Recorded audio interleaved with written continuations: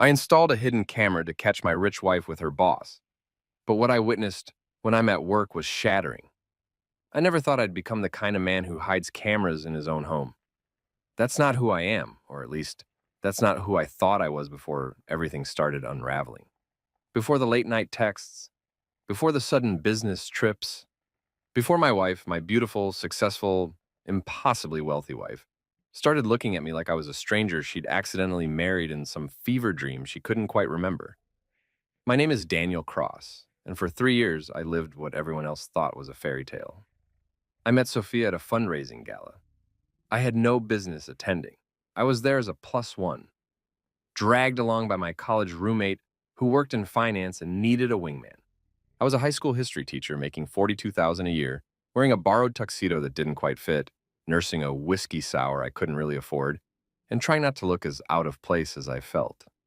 Then she walked up to me, Sophia Whitmore, though I didn't know her name yet, in a dress that probably cost more than my car, with eyes like smoke and steel, and a smile that made me forget I was supposed to be intimidated.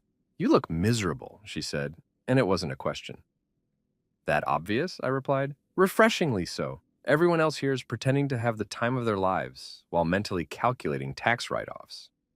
We talked for 3 hours about history, about the difference between legacy and inheritance, about whether people could ever really escape the lives they were born into. And she told me she ran her family's real estate development company. I told her I taught teenagers about the French Revolution and occasionally broke up fights in the cafeteria. She laughed, really laughed, and said, "That sounds harder than what I do." 6 months later, we were engaged. A year after that, married in a ceremony that her family paid for, in a venue I couldn't pronounce, surrounded by people who looked at me like I was the help. But Sophia never made me feel small. Not then. She'd come home from 12-hour days negotiating million-dollar contracts, kick off her Louboutins in the foyer of our brownstone, her brownstone technically, though she always said ours, and ask me about my day like it mattered. Like the fact that I got Jeremy Patterson to finally understand the Marshall Plan was as important as her closing a deal on a mixed-use development in Brooklyn. "You shape minds," she told me once, her head on my chest, her fingers tracing lazy circles on my skin. "I just move money around. You're building the future. I'm just maintaining the present." I loved her for that, for seeing me, for making me feel like I wasn't just the poor boy who got lucky. But somewhere in year 3, things shifted. It was subtle at first. The way she'd angle her phone away when a text came in, the way she started showering as soon as she got home, when she used to collapse on the couch and demand I make her laugh before she could face anything else. The way she started mentioning her Marcus Chen, more and more in passing conversation. Marcus thinks we should pivot to sustainable materials.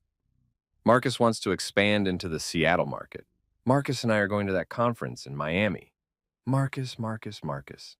I told myself I was being paranoid, insecure, that I was letting my working class background convince me I wasn't good enough, that she'd eventually realize she could do better.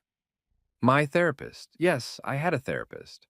Sophia insisted I get one when I started having panic attacks about being a kept man, told me these were intrusive thoughts, not facts. But then came the night that changed everything. It was a Thursday in October, and I remember because Thursdays I had late grading, and I didn't get home until almost 9. Sophia was supposed to be in Boston for a site visit, staying overnight back Friday afternoon. Except when I walked into our bedroom to change, I heard water running in the ensuite. My first thought was that we'd been robbed. My second thought, the one that made my stomach drop, was that she'd come home early. I opened the bathroom door, and there she was, standing under the rainfall shower, mascara streaking down her face, shoulders shaking with sobs she was trying to muffle with her hand. "Sophia?" She spun around, and for just a second, I saw something in her eyes I'd never seen before. Fear. Raw, animal fear. Like I'd caught her in the middle of something unforgivable. Then she composed herself, that quick, impressive way she had of rebuilding her armor in real time. "You're home early," she said, her voice steady even though her face betrayed her. "You're supposed to be in Boston. Change of plans. Flight got delayed, so I just drove back. Didn't want to spend the night in a hotel alone." She was lying. I knew she was lying. Sophia didn't cry over flight delays. Sophia didn't cry over anything, at least not where anyone could see. "What's wrong?" I asked, moving toward her, but she held up a hand. "I'm fine, just A hard day. Give me 10 minutes? I left. What else could I do? But standing in our bedroom, listening to her cry behind a closed door, I felt something calcify in my chest. A terrible certainty I couldn't name yet, but could feel taking root. Over the next few weeks, I started noticing more. She'd leave for work at 6:30 instead of 7, come home at 8 instead of 6. Weekend trips became more frequent. Chicago, Austin, Charlotte, always with vague explanations about properties or investors or opportunities that couldn't wait. And always, Marcus was there. I looked him up, of course. 38, Harvard MBA, formerly worked for Blackstone before Sophia recruited him to Whitmore Development 3 years ago, right around when we got married. In his LinkedIn photo, he was handsome in that polished, expensive way. Sharp jaw, perfect teeth, the kind of confidence that came from never having to check a price tag. I hated him on sight, but I hated myself more for hating him, for being that guy, the insecure husband, the one who couldn't handle that his wife was successful and beautiful and worked closely with other men, the one who saw shadows where there was probably just work, except for the phone calls she'd take in the other room, except for the new lingerie I found in her drawer, tags still on, never worn for me, except for the way she flinched when I touched her like my hands were somehow wrong now, except for the Thursday I came home early with the flu and heard her in her home office, her voice low and urgent. I know, but we can't.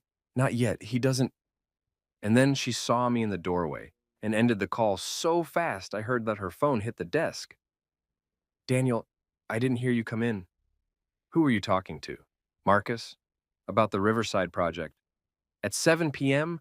on your personal phone? Her jaw tightened. Is there a problem? I don't know, Sophia. Is there? We stared at each other across a divide that felt suddenly massive, and I saw it happen in real time.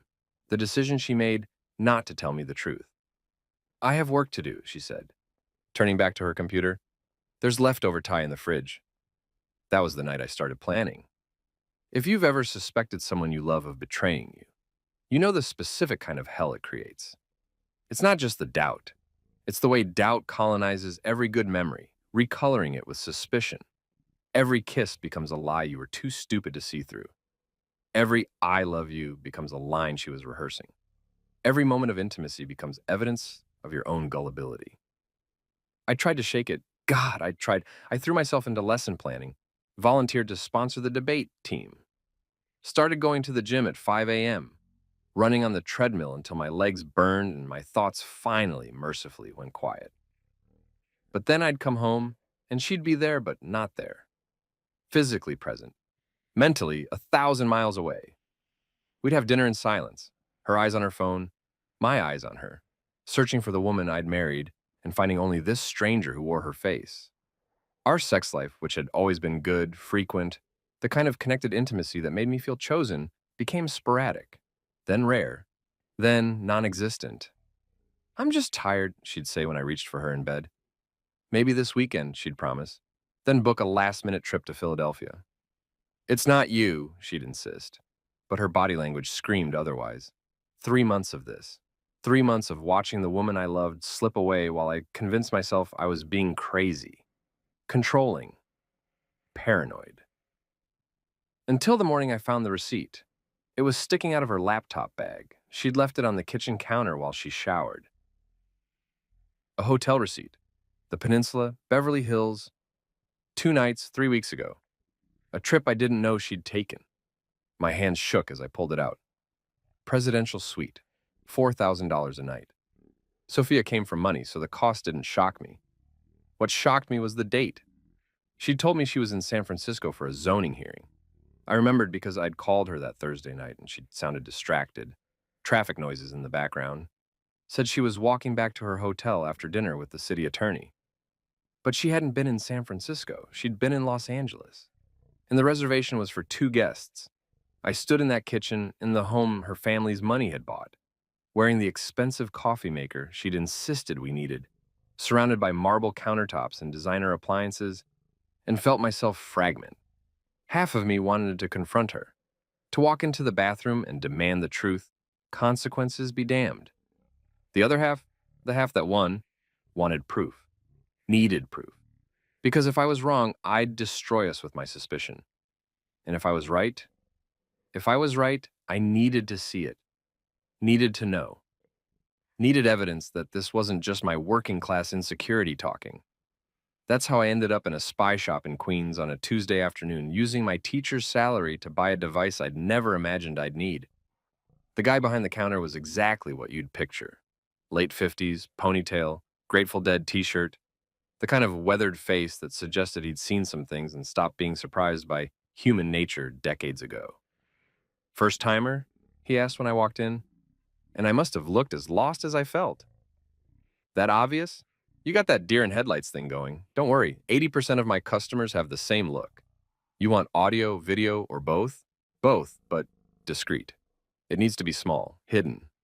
He nodded, no judgment, and pulled out a box about the size of a deck of cards. This is what you want. Wi-Fi enabled. Live stream to your phone or record to cloud storage. Looks like a phone charger. Plugs right into the wall. Motion activated or continuous recording, your choice.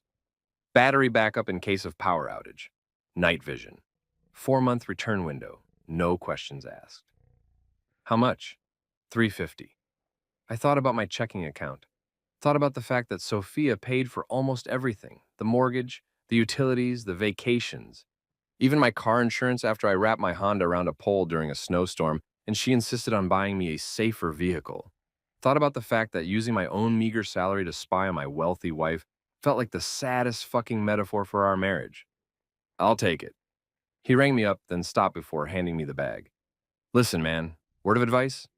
Whatever you find or don't find on that thing, you gotta be prepared for it. Most people think they want to know the truth, but truth is like a hand grenade. Once you pull the pin, you can't put it back. I took the bag. I'm already holding the grenade, I just need to see what I'm pointing it at. Planting the camera felt like crossing a line and I couldn't uncross. I chose a Friday. Sophia had a morning meeting downtown, then a lunch with potential investors. Then, according to her calendar, which she kept synced to the tablet in the kitchen, the rest of the afternoon blocked off for admin work from home. Admin work. That's what she'd been calling these mysterious afternoons when she'd be home, but locked in her office, or in the bedroom with the door closed, or taking calls in the garden with her voice too low for me to hear. I called in sick to school, faked a cough on the phone with the substitute coordinator, felt like a criminal in my own home as I unpacked the device and read the instructions. The bedroom seemed too obvious. The home office felt too invasive. There were legitimate confidential business files in there. I wasn't trying to steal trade secrets. I settled on the living room. It was where she spent the most time when she was home, but not working. Where she'd take those hushed phone calls, pacing by the floor-to-ceiling windows that overlooked the brownstone's private courtyard. Where I'd heard her voice crack with emotion she wouldn't share with me. There was an outlet behind the fiddle-leaf fig plant in the corner. Decorative, expensive, a gift from her mother. I plugged the camera charger in, adjusted the angle so it captured the couch, the windows, the entrance to the hallway, downloaded the app, tested it. On my phone screen, I could see our living room in perfect clarity. Could see myself standing there like an idiot staring at a device that would either save my marriage or destroy it. I don't know how long I stood there. Long enough that my phone buzzed with a text from Sophia. Lunch running long. Be home by 3. Need anything? 3 hours. I had 3 hours before she'd be back. I texted it back. I'm good, love you. She sent back a heart emoji, not love you too, just a heart. When had that changed? I left the apartment, drove aimlessly through Brooklyn, ended up at Prospect Park and walked until my feet hurt. Tried to convince myself to go back and dismantle the whole thing. That this was wrong, that trust once broken like this couldn't be repaired, but I didn't go back. I sat on a bench near the lake and watched people live their normal lives, joggers, dog walkers, parents with strollers, couples holding hands, and wondered when my life had become so untethered from normalcy. My phone buzzed. The app, motion detected. My heart seized. I opened the live stream. Sophia walked into frame, home earlier than expected, her work bag slung over her shoulder. She was on the phone, her free hand gesturing as she talked. I couldn't hear what she was saying. I'd muted notifications so I wouldn't accidentally broadcast her conversations in public. But I could see her face, see the animation there, the way she smiled. When had she stopped smiling like that with me? She ended the call, tossed her phone on the couch, and disappeared into the kitchen. Returned with a glass of wine. It was 3:15 in the afternoon. She stood by the windows, drinking, staring out at nothing. And even through the camera's lens, I could see the weight she was carrying. Her shoulders curved inward. Her hand shook slightly as she raised the glass to her lips. Then she pulled out her phone again, typed something, stared at the screen, waiting. A response came. She read it, closed her eyes, and started crying. Not the quiet, dignified tears from that night in the shower. These were gut-wrenching, shoulder-shaking sobs that looked like they were being ripped out of her against her will. I stood up from the park bench so fast I startled the nearby pigeon. My first instinct was to run home, to burst through the door and demand to know what was hurting her. My second instinct, darker, more corrosive, was to wait, to watch, to see what happened next. I hated myself for choosing the second option, but I stayed in the park, watching my wife fall apart on my phone screen and felt something inside me fall apart too. For 2 weeks I watched. I became intimately familiar with the rhythms of Sophia's secret life, the life she lived in our home when she thought she was alone. I learned that she cried almost every day, usually in the late afternoon, after work. Calls ended and before I came home. Sometimes she'd pour wine and sit on the couch, staring at nothing. Sometimes she'd pace. Sometimes she'd curl into a ball on the floor, her phone clutched to her chest, and rock herself like a child. I learned that she took calls from Marcus every day, sometimes multiple times. The conversations ranged from 5 minutes to over an hour. I couldn't hear what was said, but I could see her reactions. The way she'd cover her mouth with her hand, the way she'd nod vigorously as if convincing herself of something, the way she'd sometimes throw her phone across the room when the call ended, then immediately retrieve it, checking to make sure it still worked. I learned that she was hiding something big, not just from me, from everyone. There were other calls and other conversations. With lawyers, I assumed, based on the way she'd have legal pads out, taking notes with furious intensity. With doctors, maybe, based on fragments I could lip read. Results came back, and how much time, and once, devastatingly, can't tell him yet. That one nearly broke me. I was in the teacher's lounge, pretending to grade essays, watching my wife receive what looked like catastrophic news, and I couldn't do anything but watch her receive it alone. Was she sick? Dying? Was that what this was? Not an affair, but a terminal diagnosis she couldn't bring herself to share? But that didn't explain the hotel in LA. Didn't explain the late nights with Marcus. Didn't explain the new lingerie, or the way she'd flinched away from my touch. I learned that she was planning something. There were meetings I didn't know about. People coming to the apartment while I was at work. Lawyers in expensive suits. A private investigator, I think, based on the way they spread photos across the coffee table that she studied with intensity. An older couple, well-dressed, who she spoke with for 2 hours while all three of them cried. I should have stopped watching, should have confronted her. But by then, I was in too deep. The camera had become my addiction, my terrible secret, the thing I checked compulsively between classes during lunch, the moment I got home before she knew I was back. I told myself I needed the full picture, needed to understand before I acted. The truth was, I was terrified of what I'd find if I looked any closer. 3 weeks into my surveillance, things escalated. It was a Tuesday, I remember, because Tuesdays I had a free period last slot, which meant I could leave early without anyone noticing. I was in my car, about to drive home, when the motion alert came through. Sophia wasn't supposed to be home. She'd told me that morning she had back-to-back meetings until 7 that I should eat without her. But there she was on my screen, walking into the living room with Marcus Chen right behind her. My entire body went cold. This was it. This was the moment I'd been dreading and anticipating in equal measure, the proof that my worst fears were justified. I turned up the volume, hands shaking so badly I almost dropped the phone. "Can't keep doing this," Sophia was saying, and she sounded destroyed, absolutely destroyed. Marcus reached for her, and I watched, fucking watched, as he pulled her into a hug. But it wasn't sexual, it wasn't romantic. It was the kind of hug you give someone who's drowning, desperate and necessary and anchoring. "We knew it would be hard," Marcus said, his voice clearer now, "but you're doing the right thing." "Am I?" Sophia pulled back, wiping her eyes. "Because it feels like I'm destroying everything." He looks at me like he knows, like he can see right through me, and I can't keep lying to him, Marcus. I can't. "You're not lying. You're protecting him." "That's just lying with better piano," Marcus laughed, despite himself. "When this is over, When this is over, there might not be anything left to save. They moved to the couch, and I watched as Marcus pulled out a folder.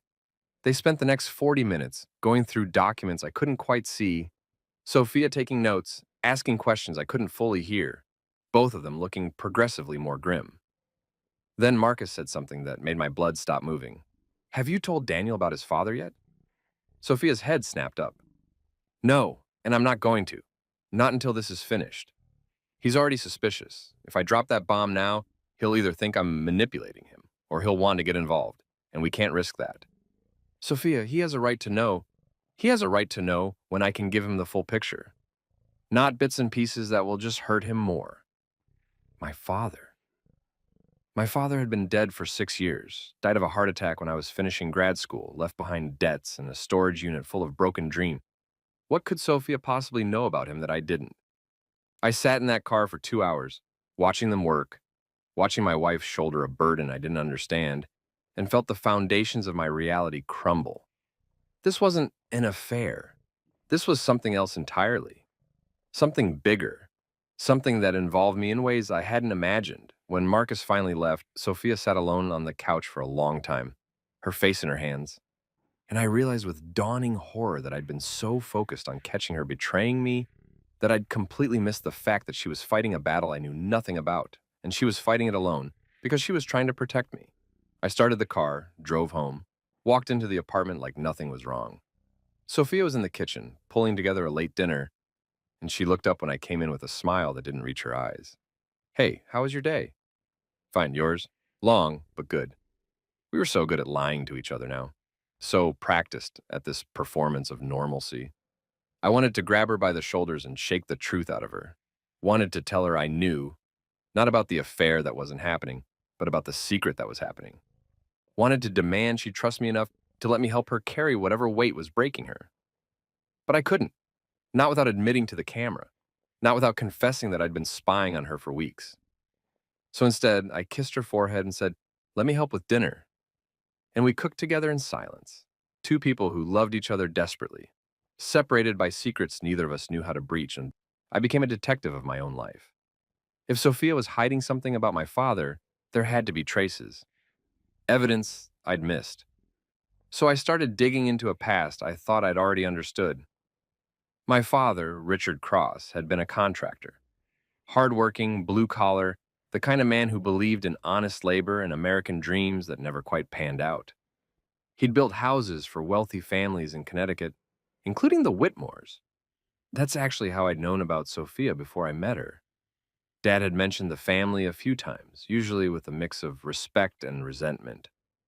Old money, those Whitmores, he'd said once. The kind of people who think the world works different for them, and they're right, it does. He died suddenly. Too suddenly, I'd thought at the time. 52 years old, in decent shape, no warning. Just collapsed on a job site and was gone before the ambulance arrived. The official cause was a massive coronary event. The unofficial cause, at least according to his friends who spoke at his funeral, was stress. He'd been worried about something in the months before he died. Distracted. Drinking more than usual. I'd been 24, drowning in student loans in graduate school, too self-absorbed to notice my father falling apart. Now, I pulled out the boxes of his things I'd stored in our Sophia's basement. Boxes I hadn't opened since the funeral. Sorting through his life, looking for clues to a mystery I hadn't known existed. Most of it was mundane. Tax returns, work invoices, photos of me at various awkward ages. A birthday card from my mother, they'd been divorced since I was 10, with a passive-aggressive note about child support. Then I found the notebooks. My father had kept work journals. Not detailed, he wasn't a prose guy. But he'd noted jobs, dates, problems encountered, solutions implemented. I flipped through them, looking for mentions of the Whitmores. There were dozens, spanning years. He'd done extensive work for the family, renovations on their Connecticut estate, a pool house, a guest cottage, multiple smaller projects. Then, 6 months before his death, the tone changed. Deputy, meeting with R. Whitmore. Discrepancy. He says it's a misunderstanding. Numbers don't lie. Sep 28. Called lawyer. Can't afford to pursue. But it's not right. It's not right. Octi 3. Whitmore Jr. called, said to drop it, implied consequences. What am I supposed to do? Can't sleep, can't eat. This is bigger than I thought. If I'm right, it's not just me. It's dozens of guys. Oaks 30. Decided. I have to come forward, even if it costs me everything. The journal ended there. 2 weeks later, he was dead. I sat on the basement floor, surrounded by my father's archives, and felt the world tilt. Sophia's family had done something to my father, something that had killed him, if not directly, then through the stress of fighting them. And Sophia knew about it. That's what she and Marcus were working on. That's what the lawyers and the private investigator and the secret meetings were about. She was trying to fix it, trying to make right whatever her family had done wrong. And she was doing it behind my back because she knew, she had to know, that if I learned the truth, I'd never forgive her family, that I'd see her differently, that it would destroy us. My hands were shaking. I felt hot and cold at once, nauseous and electrified. I pulled out my phone and opened the camera app. Sophia was home, curled on the couch with her laptop, video calling someone. I turned up the volume.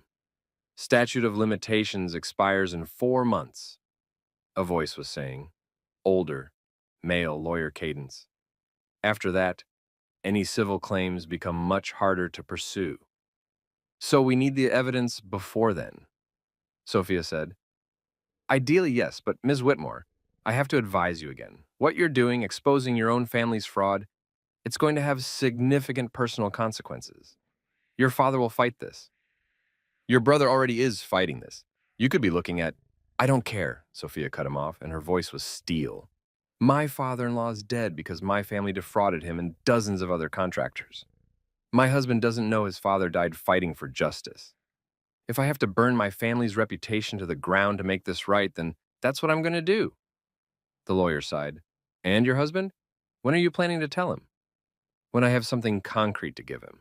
Not suspicions, not theories, facts, justice. His father's name cleared. Restitution for the families who were hurt. I'm not going to tell Daniel his father was killed by my family's greed until I can also tell him I've fixed it. That's a heavy burden to carry alone. He suspected me of having an affair for months now. I can see it in his face, the way he looks at me, like he's waiting for confirmation that I'm betraying him. Her voice cracked. And I am betraying him, just not the way he thinks. I'm lying to him every day to protect him from a truth that will devastate him. What kind of wife does that make me? The kind who loves him enough to carry the weight herself. Sophia laughed bitterly. Or the kind who's too much of a coward to trust him with the truth. I stopped the recording. Couldn't watch anymore. Couldn't breathe. My wife, my beautiful, wealthy, powerful wife, had spent the last 6 months secretly investigating her own family, trying to uncover evidence of the fraud that had killed my father, all while I'd been suspecting her of cheating. I'd planted a camera in our home to catch her betraying me. Instead, I'd caught her sacrificing everything to save me from a pain she didn't think I could handle. And she was right. I couldn't handle it. I couldn't handle that my father had died trying to expose the Whitmore family. I couldn't handle that Sophia had known or suspected and had been trying to make it right. I couldn't handle that while I'd been watching her cry and break and fight. I'd been too busy suspecting her of infidelity to see the real battle she was waging. I sat in that basement, surrounded by my father's things and my own stupidity, and realized I'd become exactly the kind of man my father would have been ashamed of. Not because I'd suspected my wife, but because when she needed me most, I'd been too caught up in my own insecurity to see the truth. I didn't tell her I knew. Not that night, not the next day, not the following week, because what could I say? Hey, honey, I've been spying on you for a month and you just discovered that your family killed my father and you've been secretly seeking justice. There was no version of that conversation that ended well. So I did what I'd been doing for months. I pretended, smiled when she smiled, made dinner when she worked late, kissed her goodbye in the mornings like I didn't know she was carrying a secret that was destroying her from the inside out. But now, watching the camera feeds had a different tenor. Before, I'd watched for evidence of betrayal. Now, I watched because I couldn't look away from her pain.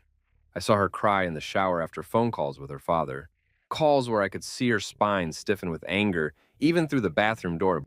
I saw her spend hours reviewing financial documents, her face pale with horror at whatever she was finding. I saw her meet with more lawyers, more investigators, more people who were helping her build a case against her own blood. I saw Marcus become her lifeline, the one person who knew the full truth, who could shoulder some of the weight. Their relationship wasn't romantic, it was the bond of co-conspirators, of people fighting a war together, and he was her ally in a battle against her family's legacy. And I hated that it wasn't me, that I couldn't be that for her because she'd decided I was too fragile to handle the truth. Maybe she was right. Maybe I was. Because the more I learned, the more I realized how deep this went. I started doing my own research. Late at night, after Sophia fell into her restless sleep, I'd dig into the Whitmore family history. The public record showed a real estate development empire built over 3 generations. Prestigious projects, luxury properties, connections to politicians and business leaders, philanthropy and charity galas, and all the markers of old money success. But if you looked closer, if you knew what to look for, you could see the cracks. Labor disputes that settled quickly and quietly, contractors who'd worked for the Whitmores and then suddenly disappeared from the industry, code violations that never seemed to stick, OSHA investigations that went nowhere. And woven through it all, a pattern of wage theft so systematic it could only be intentional. The Whitmores had built their fortune, in part, by underpaying the men who built their properties. They'd classify workers as contractors to avoid payroll taxes and benefits. They'd change contract terms mid-project. They'd find reasons to withhold final payments. And when workers complained, they'd bury them in legal fees they couldn't afford. My father had been one of dozens, maybe hundreds. He'd figured it out. Had started collecting evidence, talking to other contractors, building a case. And the stress of fighting the Whitmore family, knowing he was right but lacking the resources to prove it, had literally killed him. And Sophia, who I'd met 3 years after his death, who'd heard my stories about my working-class hero father without ever revealing her family's role in his demise, had eventually connected the dots. I found an email thread. She'd left her laptop open one night, between her and Marcus from 8 months ago. The subject line, "We have a problem." Marcus, I was going through Dad's old files for the Riverside project and found something. Attached is a contract with Richard Cross from 2015. Look at the payment terms. Now look at the actual payment record. There's a $47,000 discrepancy. I checked Cross's other invoices. They're all like this. Systematically underpaid. This isn't an accounting error. This is fraud. Marcus's response. How many other contractors have similar discrepancies, Sophia? I've been going through the archives all night. I've found at least 30 so far. All underpaid. All threatened when they complained. Marcus, I married Richard Cross's son, Daniel's father, the man Daniel idolizes. And my family is the reason he's dead, Marcus. We need to talk about this in person, not over email. This is, Sophia, catastrophic, I know, but I can't unknow it, and I can't let it stand. We have to make this right. That was 8 months ago. She'd known for 8 months, had been fighting this fight for 8 months. While I'd been suspecting her of infidelity, she'd been quietly dismantling her family's empire to give me justice I didn't even know I needed. I closed the laptop, went to the bathroom, and vomited. The confrontation I'd been dreading came from an unexpected direction. Sophia's brother, James Whitmore III, showed up at our apartment on a Saturday morning in early December. I was making breakfast. Sophia was in the shower when the doorbell rang. I'd met James a handful of times. He was everything Sophia wasn't. Entitled, dismissive, the kind of man who'd never worked for anything in his life, but believed he'd earned everything he had. He ran the family's finance division and treated me like I was the help. "Daniel," he said when I opened the door, not bothering with a greeting. "Is my sister home?" "In the shower. You want to come in?" He brushed past me without answering, his expensive cologne filling our foyer.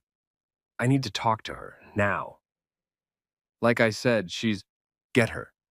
The command in his voice made something primal in me bristle. "Excuse me? This can't wait. Get her now." Before I could respond, Sophia appeared in the hallway, wrapped in a robe, her wet hair dripping on the hardwood. "James, what are you doing here? We need to talk. Alone." He shot me a look that made his meaning clear. Sophia's jaw tightened. "Anything you need to say, you can say in front of Daniel. I really don't think... Say it or leave." James's face went red. Fine, Dad knows what you're doing. The lawyers you hired, they contacted his office. He knows you're trying to build a case against the company, against the family. Are you out of your fucking mind? My entire body went rigid. This was it. The moment where my secret knowledge would collide with reality. Sophia didn't flinch. Dad defrauded contractors for years, stole from working people, killed, her voice broke. His practices killed good men. I'm not going to let that stand. Those were business decisions, legal business decisions. If some contractors couldn't handle the terms, he changed the terms after the work was done. He withheld payment. He threatened them with legal action they couldn't afford. That's not business. James, that's theft. It's how the world works. Dad built this empire by being smarter than the competition. If you can't, my father-in-law is dead because of what Dad did. The words dropped like bombs into the room. Daniel's father, Richard Cross, one of the dozens of contractors Dad systematically defrauded. The man Daniel loved more than anyone. And our family killed him. James looked at her like she'd grown a second head. Then he turned to me, really seeing me, for the first time. You're Richard Cross's son, he said, and it wasn't a question. I couldn't speak, couldn't move, couldn't do anything but stand there while my wife's brother put together a puzzle I'd been living inside for months. Holy shit, James breathed. Does he know? Did you tell him what happened? Not yet, Sophia said quietly. I wanted to have something concrete before what? Before you destroyed our family's reputation on some misguided guilt trip? Before you cost us millions in restitution? Before you burned down everything 3 generations of Whitmores built? Because you married some... He didn't get to finish the sentence, because Sophia moved faster than I'd ever seen her move, got in his face with a fury that made him step back. Choose your next words carefully, and she said, her voice deadly calm. Because if you finish that thought, or brother or not, I will remove you from this apartment and this company and my life so fast you'll get whiplash. Sophia, you can't seriously... I can, and I will. What Dad did was wrong. What you're defending is wrong, and I'm going to make it right. Even if it costs me everything. It'll cost you more than everything. Dad's already talked to the lawyers. If you move forward with this, he's cutting you off completely. No trust fund, no company position, no inheritance. You'll be disowned. Sophia smiled, and it was the saddest, most beautiful thing I'd ever seen. Good. I never wanted the blood money anyway. James looked between us, his sister who'd just chosen justice over wealth, and me, the man whose father she was avenging, and shook his head. You're making a mistake. No, Sophia said. I'm correcting one. He left, slamming the door hard enough to rattle the walls. In the silence that followed, Sophia and I stared at each other across the ruins of all our secrets. How long have you known? She asked finally. That your family killed my father? About 2 weeks. No, how long have you known that I knew? The question hung between us like a blade. I couldn't lie anymore, couldn't keep pretending. I installed a camera. About 6 weeks ago. I thought you were having an affair with Marcus. I watched you for weeks. I spied on you in our home because I was so convinced you were betraying me that I couldn't see you were actually trying to save me. I expected anger, expected her to throw me out, expected her to confirm every fear I'd had about not deserving her. Instead, she laughed. A broken, exhausted sound. Of course you did. God, we're a disaster, aren't we? Sophia, no, I mean it. I've been lying to you for months because I was too scared to trust you with the truth.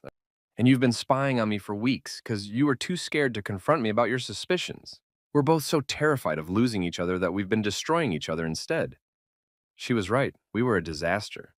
2 people who loved each other desperately, kept apart by fear and secrets and good intentions gone wrong. Tell me, I said. Tell me everything. No more secrets, no more protecting me. I need to know. So she did.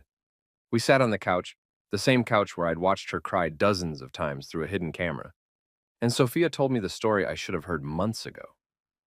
I was going through the archives for the Riverside project, she began, her hands wrapped around a mug of coffee that had gone cold.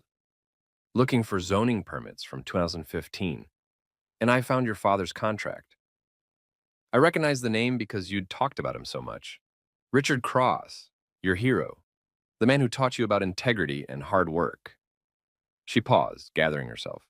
The contract showed he was supposed to be paid $87,000 for the pool house renovation. But the payment record showed only $40,000. I thought it was an error.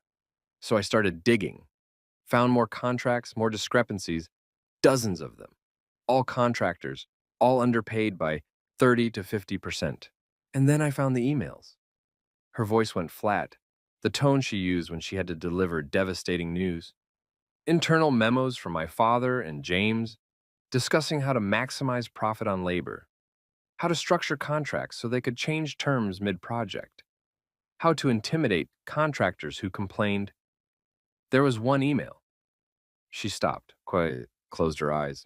One email where James joked about how some working-class hero was threatening to sue, but they'd bury him in legal fees before he ever saw a courtroom. That was my father, wasn't it? I said. Not a question. I think so. The timeline matches. And there were phone records, calls between your dad and our company's lawyers in the weeks before he died. He was trying to fight it, trying to get what he was owed, trying to hold them accountable. The stress killed him. I think it contributed. I'm so sorry, Daniel. I'm so fucking sorry.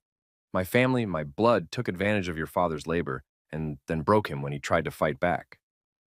I should have been angry, should have been furious, should have seen her as the enemy, the daughter of the man who destroyed my father.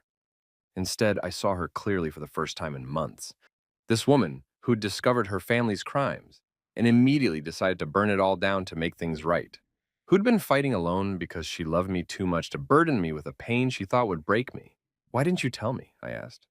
When you first found out? Because I didn't have proof yet. Just contracts and payment records that could be explained away as accounting errors. I needed more. Needed to find the other victims, get their testimonies, build an actual case. And I knew that if I told you without being able to promise you justice, it would destroy you. You'd have to live with the knowledge that my family killed your father, and there was nothing you could do about it. So you decided to do something about it. I hired investigators, contacted other contractors who'd worked for us, found labor lawyers who specialized in wage theft, and I brought Marcus in because I needed someone who understood the financial side, who could help me trace the money, who could keep me sane while I essentially committed career suicide.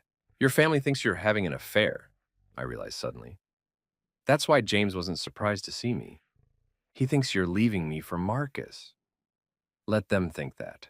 It's easier than the truth, that I'm betraying everything my family stands for, because I married a man whose father they destroyed. She looked at me then, really looked at me, and I saw the full weight of what she'd been carrying. I didn't mean for you to suspect me of cheating. I tried to keep things normal at home, tried to keep you separate from all of this. But I was drowning, Daniel. Drowning in the enormity of what I'd discovered, in the guilt of knowing I'd benefited my whole life from money stolen from people like your father. And I couldn't share that burden with you without telling you the whole truth. So you suffered alone. So I suffered alone, she confirmed, and apparently not very well, since you suspected me enough to install a camera. I'm sorry, I said and meant it. I should have trusted you, should have just asked instead of assuming the worst. I gave you reasons to assume the worst. Late nights, secret meetings, lying about where I was and who I was with. If I'd been you, I would have thought I was cheating too. We sat in silence. Two people who'd been fighting separate battles, finally in the same war. What happens now? I asked. Sophia took a breath. Now we finish this. We have enough evidence to file a class action lawsuit against Whitmore Development. 43 contractors who were systematically defrauded over 15 years. If we win, it'll cost my family tens of millions in restitution. They'll be professionally ruined. The Whitmore name, 3 generations of prestige and power, will be synonymous with corruption and theft. And you? I'll be cut off, disowned. James made that clear. My trust fund, my position in the company, my inheritance, all gone. We'll have this apartment until my father's lawyers figure out a way to take it. After that, she shrugged, I'll figure something out. I'm smart. I'm capable. I don't need my family's money to survive. But she was scared. I could see it in the way her hands trembled around the coffee mug. This woman who'd grown up with every advantage, who'd never known financial insecurity, was about to lose everything. For me, for my father, for justice. What do you need, how can I help? She looked at me like I'd offered her oxygen after months of drowning. You want to help? Even after everything my family did? Your family's sins aren't yours, Sophia. You didn't kill my father. You're trying to save his memory. How could I not help with that? For the first time in months, she really smiled. We have a meeting with the lead attorney next week to finalize the lawsuit, and then we contact the contractors, the families, and tell them we're moving forward, that the statute of limitations expires in 4 months, so we need to file soon. I'll be there, Beth, I said, every step of the way. No more secrets, no more fighting this alone. She leaned against me, and I wrapped my arms around her. And for the first time since I'd installed that goddamn camera, I felt like we were actually together instead of just occupying the same space. I love you, she whispered. I know I haven't shown it well lately. But I do. I love you so much it terrifies me. I love you too, I said, and I should have trusted that. Should have trusted you. We stayed like that for a long time, holding each other in the wreckage of our secrets, beginning the slow work of rebuilding something stronger. The next 4 months were brutal. Sophia's father, Robert Whitmore III, was everything you'd expect from a man who'd built an empire on the backs of workers he considered beneath him. Ruthless, connected, willing to burn the world down rather than admit fault. The moment we filed the lawsuit, 43 contractors represented, seeking $28 million on unpaid wages and damages, he declared war. He hired the most vicious defense attorneys money could buy, lawyers who specialized in crushing class action suits, who'd make the victims testify to every humiliating detail of their financial struggles, who'd paint them as greedy opportunists trying to cash in on legitimate business disputes. He launched a PR campaign, painted Sophia as a disturbed young woman, mentally unstable, manipulated by her working-class husband into attacking the family that had given her everything. Suggested that I was a gold digger who'd married her for money and was now trying to extract more through litigation. He froze Sophia's trust fund, kicked her off the company board, and began eviction proceedings on our apartment, which he technically owned through a family holding company. And he called her every day, sometimes multiple times, leaving voicemails that ranged from pleading to threatening to coldly pragmatic. I listened to one once. Sophia had left her phone on the counter, and I heard her father's voice echo through our kitchen. Sophia, sweetheart, it's Dad. I know you think you're doing the right thing here, but you're destroying our family. Everything I built, everything your grandfather and great-grandfather built, you're tearing it down over a misunderstanding. These contractors knew what they were signing. They agreed to the terms. If they couldn't manage their finances, that's not our problem. Please, baby, drop this lawsuit. Come back to the company. We can fix this privately. Make some settlements, move on. But if you continue down this path, I'll have no choice but to protect the family's interests. And that means cutting you off completely. No money, no position, no inheritance. You'll be starting over from nothing. Is that really what you want? Call me back. I love you. The I love you at the end was the worst part. The casual cruelty wrapped in parental affection. Sophia never called him back.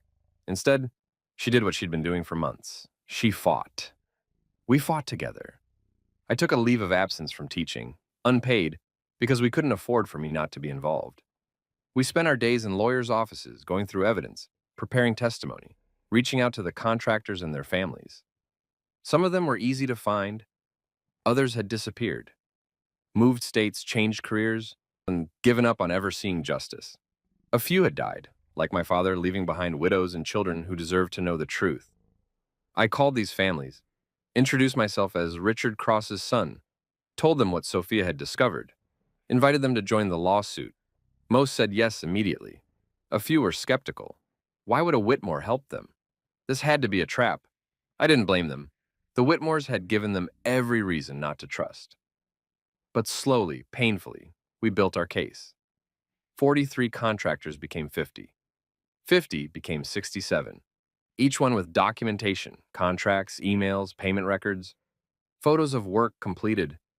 Each one with a story of being systematically cheated by a company that believed it was above accountability. Marcus was indispensable. He knew where the bodies were buried, metaphorically speaking. Knew which servers held archived emails. Knew which executives had been involved in the fraud. Knew how to trace money through shell companies and holding corporations. He was also facing his own consequences. Robert Whitmore fired him, of course, blackballed him in the industry, made it clear that anyone who hired Marcus Chen would never do business with Whitmore Development again. Marcus didn't care. I've got skills, he told us over Chinese takeout in our increasingly empty apartment. We'd been selling furniture to cover legal costs. I'll land on my feet, but these contractors, they never got that chance. We owe them this. The three of us became a unit, partners in what felt increasingly like a suicide mission. Because even as our case grew stronger, Robert Whitmore's retaliation grew more severe, and he got my teaching license suspended pending a review, filed a complaint claiming I was using my position to recruit students' parents for a frivolous lawsuit. It wasn't true, but the investigation meant I couldn't work. He had Sophia's car repossessed. It was technically a company vehicle, so legally he was in the right. But morally? Morally, it was a father punishing his daughter for having a conscience. He leaked stories to the press. Whitmore heiress's bizarre crusade against family. Real estate scion marries contractor's son, then sues own father.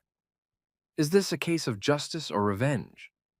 The narrative he crafted was insidious, that Sophia was mentally unstable, that I'd manipulated her, that this lawsuit was really about me extracting money from the family that had raised me above my station. It was classist, it was cruel, it was effective. Public opinion, at least among people who mattered in Robert Whitmore's circles, turned against us. We were ostracized from social events. Friends stopped calling. Even some of the contractors who'd initially joined the lawsuit dropped out, intimidated by the Whitmore legal machine. But others stood firm. Families who'd been bankrupted by the Whitmores' fraud. Widows whose husbands had died under the weight of financial stress. Sons and daughters who'd watched their parents get crushed by a system rigged against them.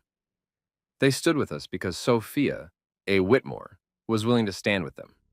And that, more than anything, kept us going. The depositions were where the ugliness really came out. Sophia had to testify first. Had to sit across from her father's lawyers, people she'd known since childhood, who'd been guests at her wedding, and answer questions designed to destroy her credibility. I sat in the room, watching, unable to intervene as they dissected her life. Ms. Whitmore, isn't it true that you've been diagnosed with depression? Yes, but... And you're on medication for this condition? Yes, but that doesn't...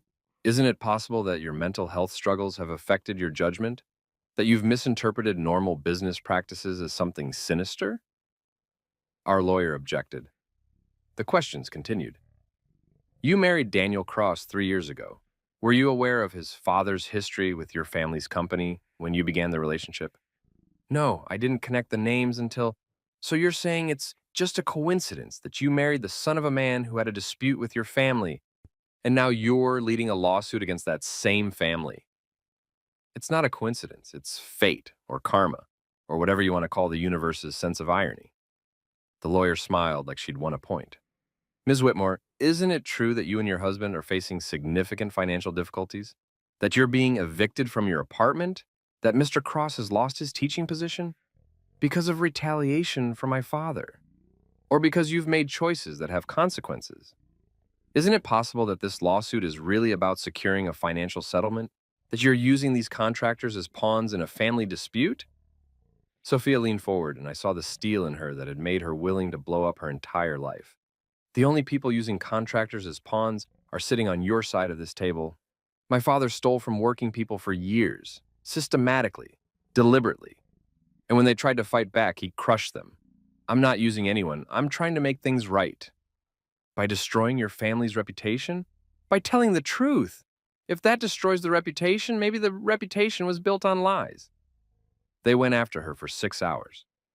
By the end, she was pale and shaking, but she hadn't broken. I was next. They painted me as a gold digger, a manipulator, a working-class resentment case who'd married up and then decided to burn down the family that had elevated me. Mr. Cross, you've benefited significantly from your marriage to Ms. Whitmore, haven't you? Living in a multi-million-dollar apartment, driving expensive cars, and traveling internationally, all funded by Whitmore money. Yes. And now that you've discovered your father had a dispute with the Whitmores, you've convinced your wife to sue her own family. Doesn't that strike you as convenient? My father didn't have a dispute. He was defrauded, cheated out of money he'd earned through hard labor. And the stress of fighting your clients killed him. Your father died of a heart attack. Natural causes. Are you really suggesting? I'm saying that my father was a healthy man who started having stress-induced health problems right around the time he discovered the Whitmores had stolen from him. I'm saying he spent the last months of his life fighting a battle he couldn't afford to fight, against people with unlimited resources.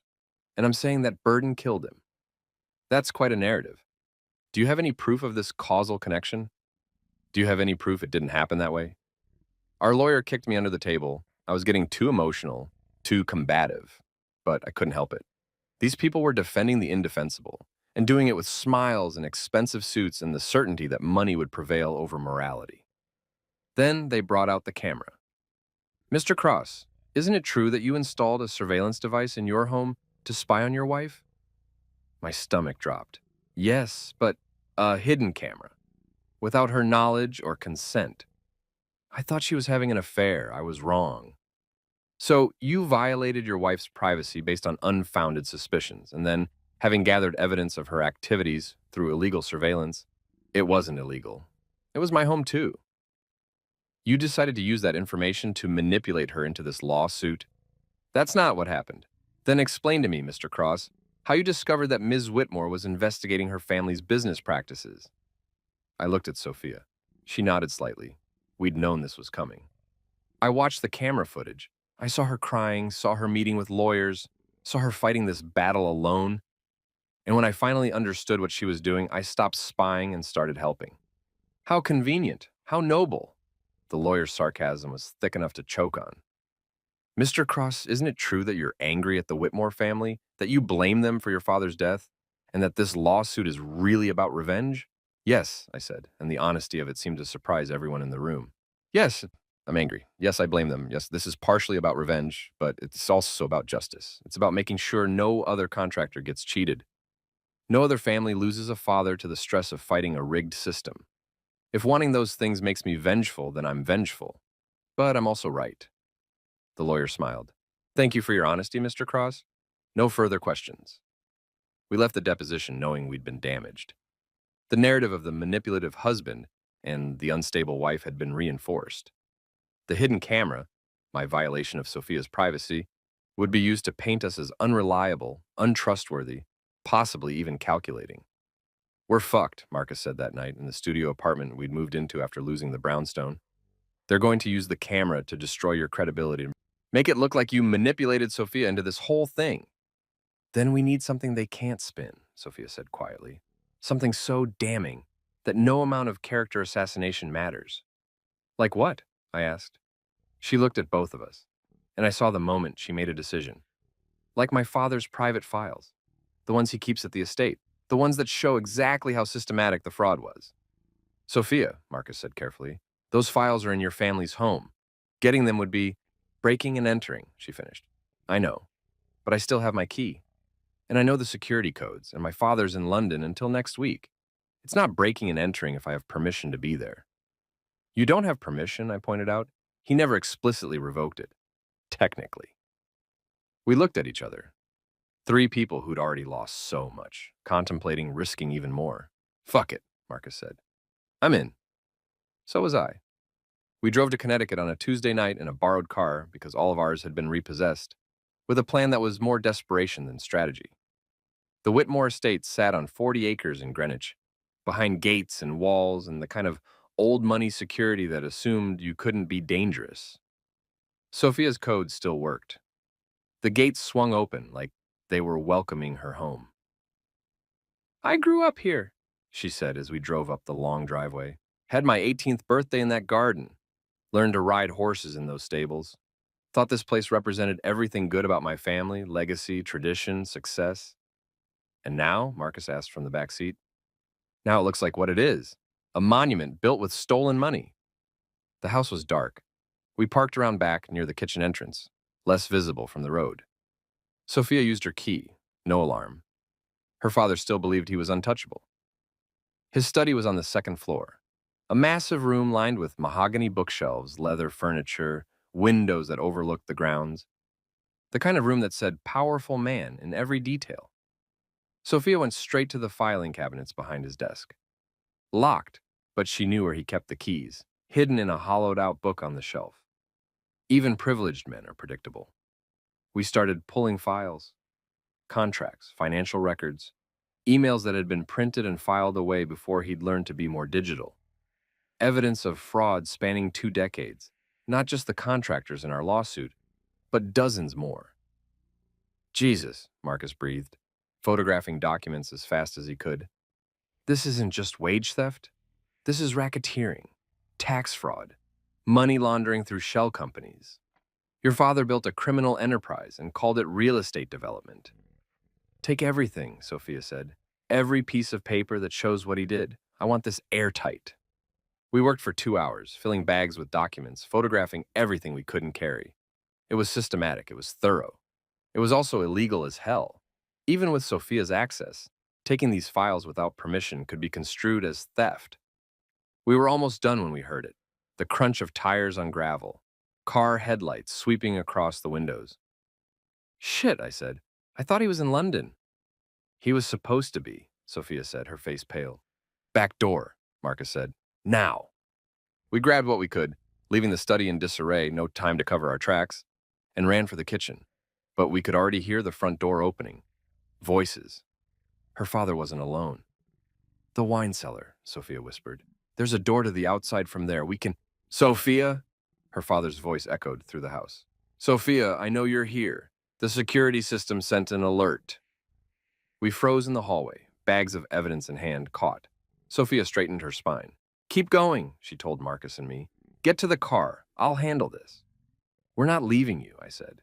You have to. If he calls the cops, we all get arrested. But if it's just me, I can claim I came to get my personal belongings.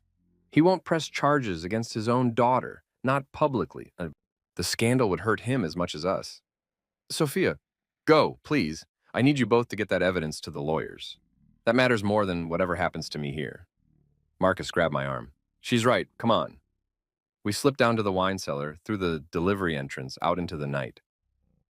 From inside, I could hear raised voices. Sophia and her father, years of tension finally erupting. We made it to the car, drove away with bags full of stolen evidence, left Sophia to face her father's wrath alone.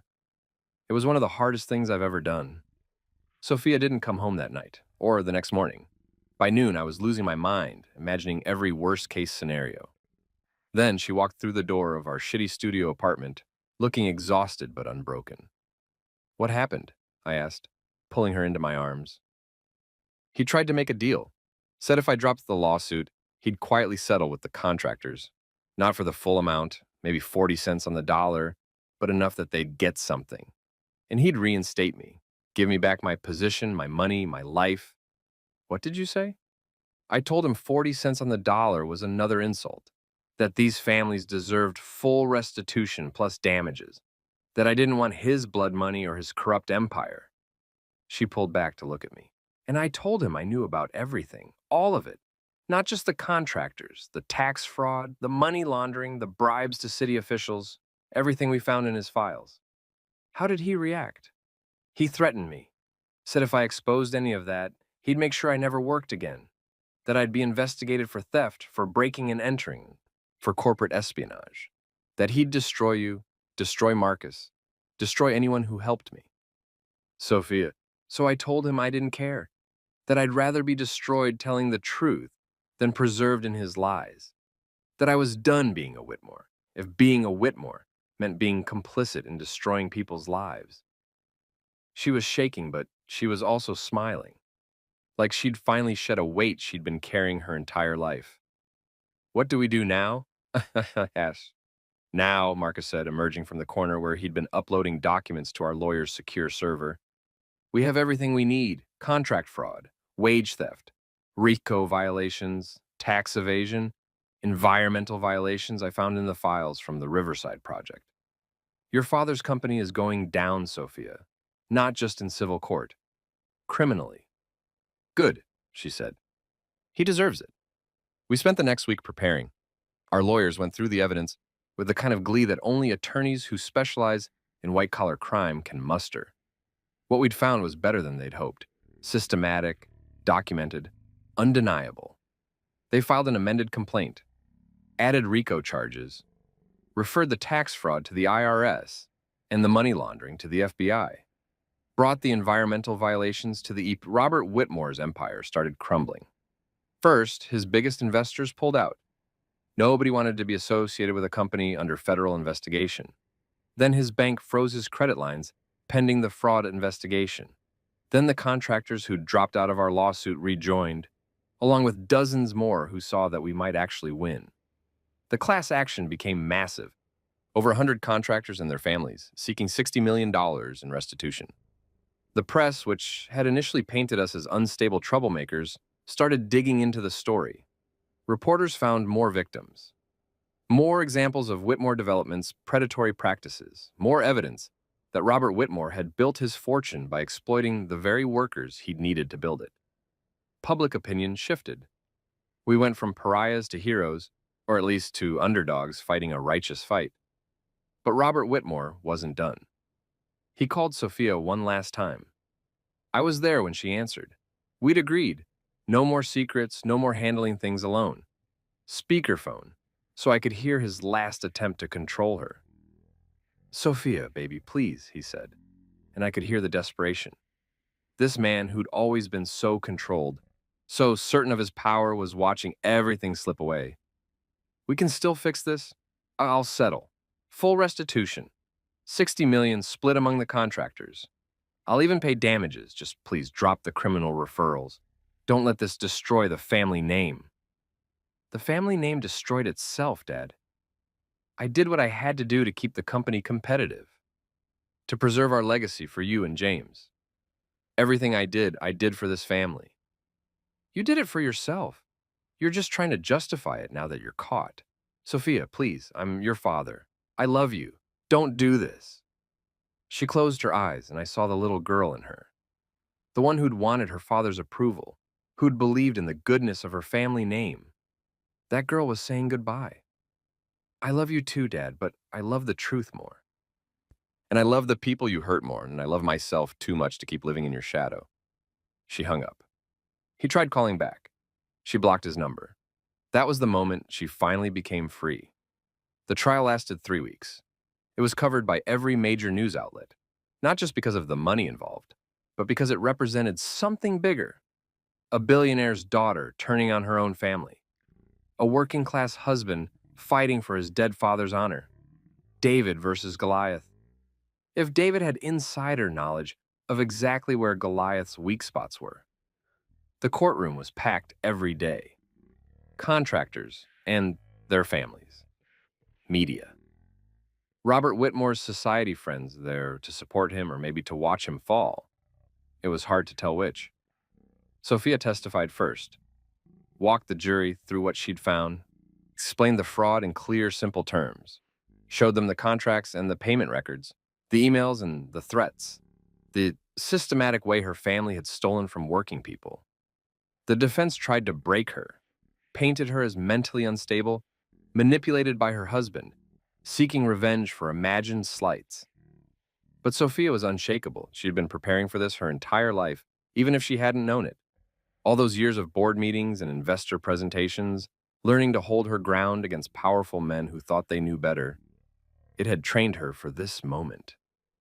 Ms. Whitmore, the defense attorney said, you're asking this jury to believe that your father, a respected businessman, a pillar of the community, is actually a criminal. Don't you think that's an extraordinary claim?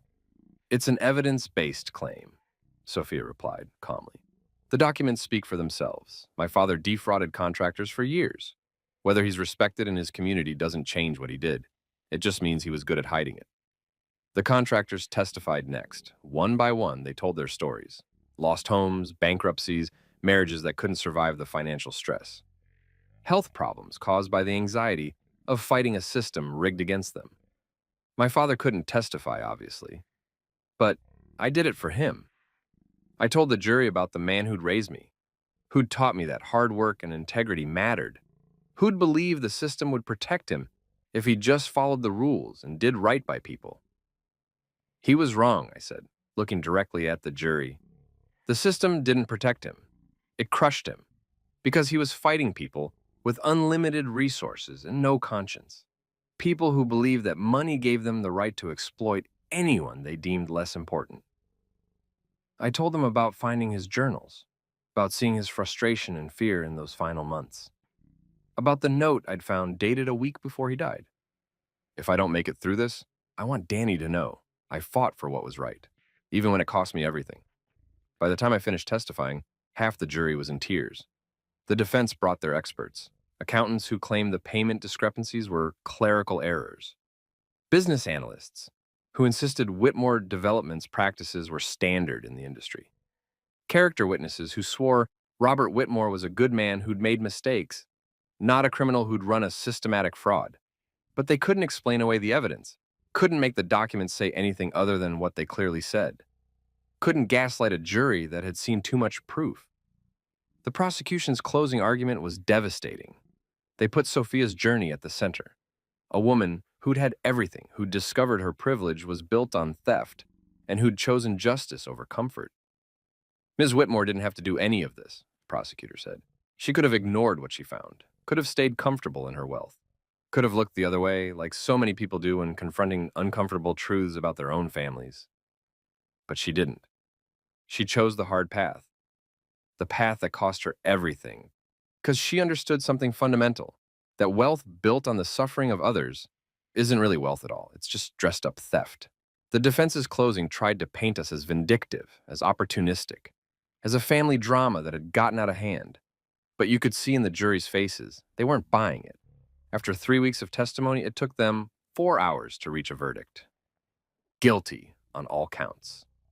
$70 million in restitution and damages to be split among the contractors and their families. Criminal referrals upheld. Robert Whitmore would face federal charges for tax fraud, money laundering, and RICO violations. When the verdict was read, the courtroom erupted. Contractors sobbing with relief. Sophia collapsing into my arms. Marcus pumping his fist like he'd just won the championship. And across the room, Robert Whitmore, sitting in stone-faced silence, his empire crumbling around him, his daughter having been the one to bring it down. The money took months to distribute. Legal settlements always do paperwork and processing and making sure everyone gets their fair share. My father's portion went to me, $987,000. What he'd been owed, plus damages, plus interest accrued over the years. It felt like blood money, like I was profiting from his death, but it was also justice, proof that he'd been right, that his fight had mattered. I used some of it to pay off my student loans, debts I'd been carrying since before Sophia, before the fairy tale that turned into a nightmare that turned into something better. Used more to help the other families, the ones who were struggling most. Set up a scholarship fund in my father's name for students pursuing construction trades.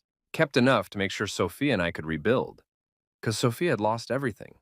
Her trust fund, her company position, her family, both parents disowned her publicly, and James refused to take her calls. Her father was convicted on 3 counts of fraud and sentenced to 8 years in federal prison. Her mother blamed her for destroying the family, but Sophia wasn't destroyed. She was free. I spent my whole life trying to be worthy of the Whitmore name, she told me one night, lying in bed in our small apartment. So much smaller than the brownstone, but ours in a way that place never was. Trying to live up to this legacy of success and prestige, and I was miserable because the legacy was rotten. I was just too blinded by privilege to see it. You see it now, I said, and I see everything now. See how the world really works, how it's rigged for people like me and against people like your father, and I can't unsee it. Don't want it to unsee it. She started a consulting firm, advising companies on ethical business practices, helping them audit their contractor relationships, making sure they weren't repeating her family's mistakes. Marcus partnered with her.